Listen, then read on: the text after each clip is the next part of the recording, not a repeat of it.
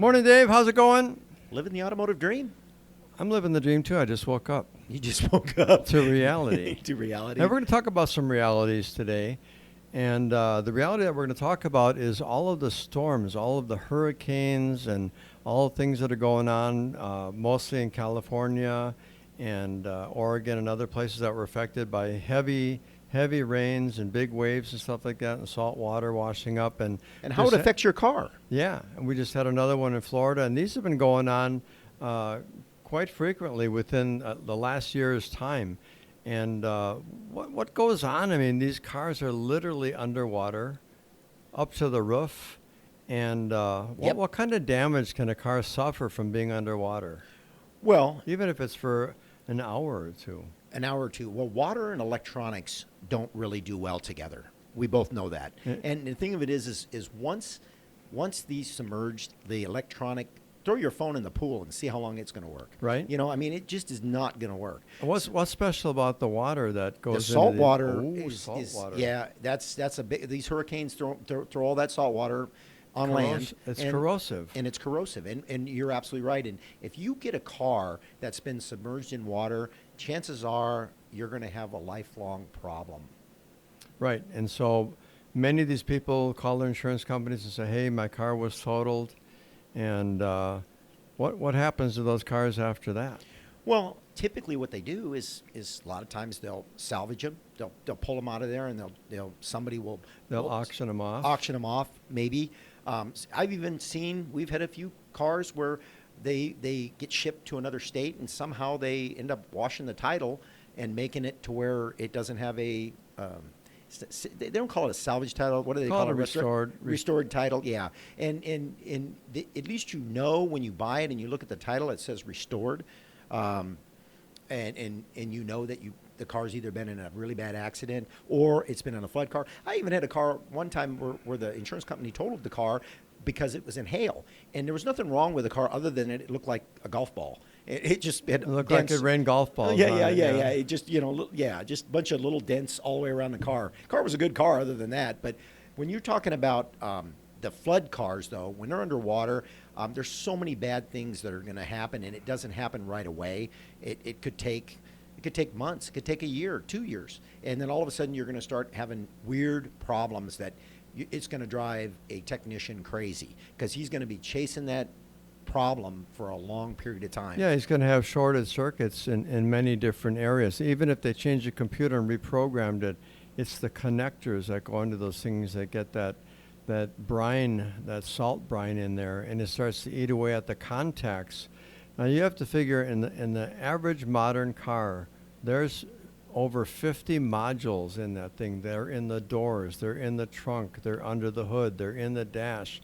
They operate your seats, they operate your windows, they operate all of the instrumentation, they operate the motor, they operate the transmission. Everything now is controlled. The brakes, the anti-lock brake systems, everything is controlled by computers, and hundreds of feet of wire and connectors are all in those vehicles. And when things start corroding and they're connected to each other, there's what they call bus lines that go through these things. So one computer is connected to the next computer and the next computer and the next computer, and you start having all these bus module problems. And next thing you know, a lot of the things on your car aren't operating because they're all interacting with each other or not interacting with each other. And you talked about the modules, but just think about the sensors. The sensors that the computer relies on for the information so it can make the adjustments to make the vehicle run as efficiently as possible. Those sensors, they're not going to send the right signals. The connections at the sensors are going to be a problem, and you're just going to codes are going to be popping up left and right. Let me give you a little statistic here that CarFax says 399,000 flooded cars were back on the road in 2022. Wow, almost 400,000 cars. Yeah. That's an amazing statistic. And, who's driving those cars and what kind of repercussions have they had? That's something that they don't track. But we see more and more of these vehicles that are coming into our shops that have these weird electronic connector problems that are almost inexplicable, right? Because we live in the desert here. We don't get we do get monsoons and stuff like that, and heavy rains, and sometimes people's cars get in a flooded area. But those are so far and few between. When you're talking about a hurricane that wipes out literally tens of thousands of cars in one foul swoop, those vehicles are back on the road somewhere and they're in someone's possession. Not the original owners, I can almost guarantee you that. Well, and we were talking about the titles and how they put, restored on them if they were totaled by the insurance They company or whatever. tiptoe through the tulips, and they really don't want to tell you the truth about why it was restored and what right. happened. Well, and I'm glad you said that, because that was the next thing I was going to bring up. In some states, this warning is shown on the title, but in an obscure letter or number code. So if you don't know what that means, you could really end up buying a car that was totaled and you still bought it, but you didn't know because you didn't see it on the title. And, so Glenn, let's get down to it. I mean, I know you've seen some cars that were in flood. I've seen some cars that were in flood. What are some of the things that you've seen in your shop when you were looking, trying to, doing a pre-purchase inspection? Because you and I preach this every day to our clients and to our staff. Hey, look, if you're going to buy a car, make sure you get your car looked over by a professional that knows what to look for, can really have the ability to fix your car, diagnose it. You want to have somebody that really is in your corner, because if you buy a car and you spend all that money and then find out later on that this thing is just a nightmare, it's not going to be any fun for you. Right. Well, so many of the cars now are so well insulated. You've got padding under the carpeting. You've got, anti-corrosive sprays in certain areas. You can have added ones put on there. And sometimes they'll mask some of those things. Like a car that's sold in Arizona isn't going to have anti-corrosive, spray put on the frame or whatever. Sometimes they do that to mask the rust and corrosion that's starting to come. Sometimes you lift up a piece of the carpeting and you'll see that the floorboards underneath the padding are actually beginning to corrode. And sometimes just symptomatically, because the car comes in and it has weird electrical problems that normally wouldn't happen in this year, make, and model of vehicle, you pull one of the connectors apart and you see there's all kinds of salty looking corrosion on there. Pre-purchase inspection, someone drove the car in, so it was probably acting perfectly fine. So sometimes you won't even suspect that this type of activity could have taken place in the background and started to create a problem that's not quite there yet, but eventually it's inevitable. Well, and we the few cars that we've seen is the telltale signs are, you look at the bolt heads, if they're rusted. You better take a look at it. The seat frame, if it's got some rust on it, because we don't have rust out here. That's not our thing, No, right? not at all. And of course, That's why people love to buy cars here in Arizona, because they can take them back to their east, rusty, crusty, northern states where they put salt on the road and stuff like that. And of course, we know the corrosion that happens just from putting salt on it. Imagine the whole car being submerged in it. Well, and that's why they bring them out here, is because of the drier climate that we have out here. They won't rust as fast. If they take them back east or whatever, the car has a little bit of rust in it. That's like cancer. I mean, it just goes wild. And once it starts to rust and back east in the wetter climates, it's going to rust fast. And, another thing, one of the really worst ones we've seen, we were doing a pre-purchase inspection on a car, and my tech went to look up underneath the dash. There was a bunch of sand packed up underneath the dash. Oh my! Yeah. So That's a good one. That was a tall tale sign right there that we said, oh, this is not the car for you, because and in the title, it didn't show anywhere on the title where the car had been totaled or restored or anything. Yeah, I mean that's what I mean. There is shady stuff going on, behind the scenes that even you and I aren't aware of. We become aware of it when we see things like that. But, there's always dirty deals, and if there's money involved, corruption thrives, right? Well, yeah, and then, there's CarFax offers a free flood damage check. So you can go into CarFax and you can check to see if the car's been in flood. But that only works if it's reported. If Exactly. CarFax doesn't, if you went ahead and drove your car on a lake, pulled it out of the lake, restored it, and sold it, CarFax is never going to know about it. That's correct. And that's the thing about it. And even dealerships, my company, I think yours both, report to CarFax all of the repairs that we do on vehicles. But that we're about maybe 20 or 30% of shops in the entire nation, and most dealerships do not report anything to CarFax. All the major dealerships here in the Phoenix area, there's only like 2 or 3 of them who report any of the repairs that they do and maintenance things that they do on people's cars to CarFax. And so there's no guarantee there. CarFax tries to make it look like, oh yeah, everything that ever happens to any car is going to be on CarFax. That Right. is way far from the truth. Yeah. I'm glad they exist, Yeah. but the fact is not everybody reports to them. And the deal is it doesn't cost me anything to do that.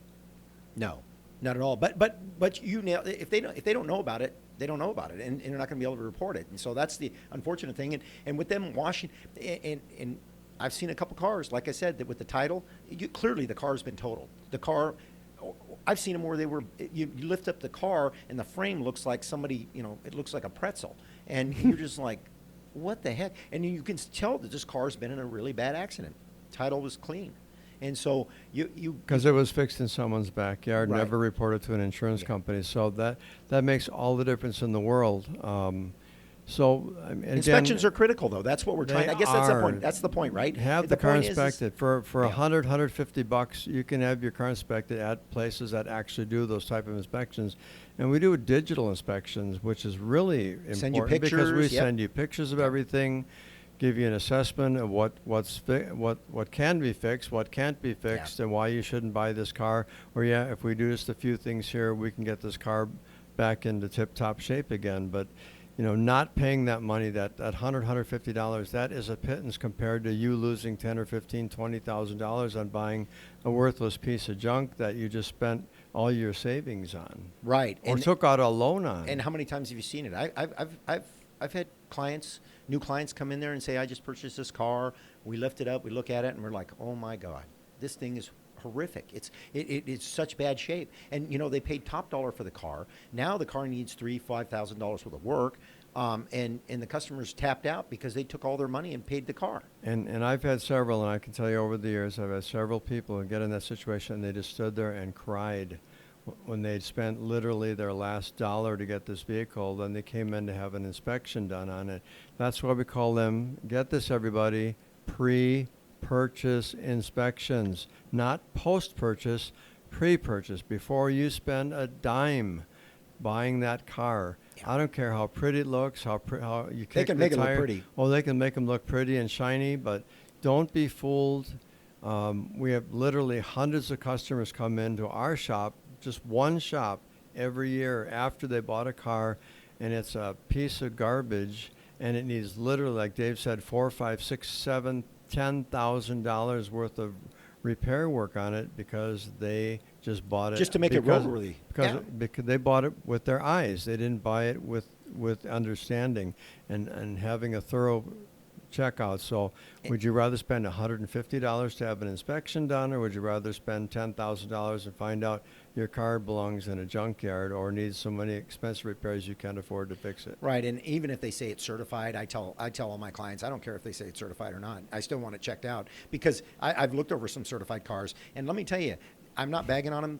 They're human too. So they I'm sure that they try to, on these certified vehicles, they try to do the best they can. But what happens is sometimes either the person that checked out the car is having a bad day, or they never made it to the checkout bay because these companies, some are so big that things get left out and forgotten, and then sometimes the car gets sold, and then all of a sudden they realize when they bring it to us that the car is in bad shape, So it's definitely important. Buyer beware, and that's the biggest thing. I think that's the biggest message for this podcast today is buyer beware, and do your due diligence. Before you spend your hard-earned dollars, that is, we just said it, cars aren't cheap.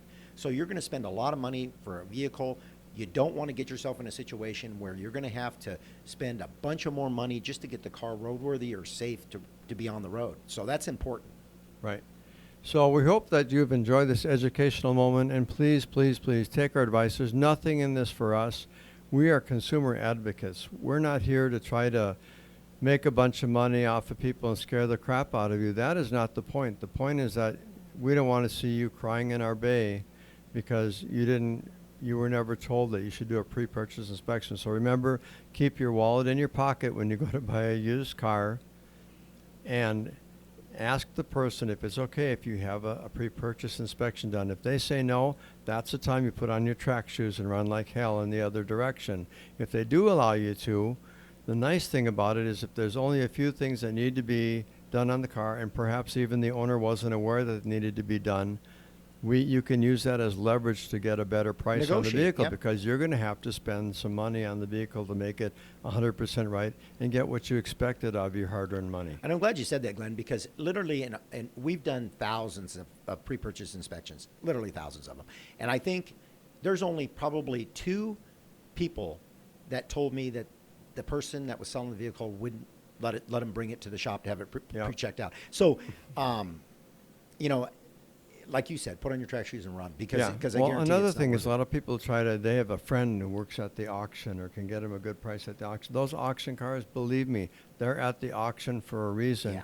And if you aren't loaded with money, I don't care how cheap you buy the car, because you can't estimate or guesstimate, if you will, how much it's going to cost you to restore that car back to what it's really worth, if it can be at all. Well, I've had a couple customers that went and bought cars at the auction because they were going to get a good deal, didn't even make it home. The car died out on the way home. Yeah. So, yeah, I mean, and one of them, the engine blew up. You know, Yeah, when you look in the back room and there's Band-Aids, baling wire, and duct tape, Yeah. you know that there may be you should become suspicious. Yeah. Well, Glenn, I think we'll wrap this podcast up, and it was great to see you again, and thanks everybody out there for listening. If you guys have any questions or comments or anything about this podcast, or if we can help you out in any way, please contact us at podcastunderthehood.com. That's podcastunderthehood.com. And myself, Glenn, or Dave will be more than happy to help you out in any way that we can.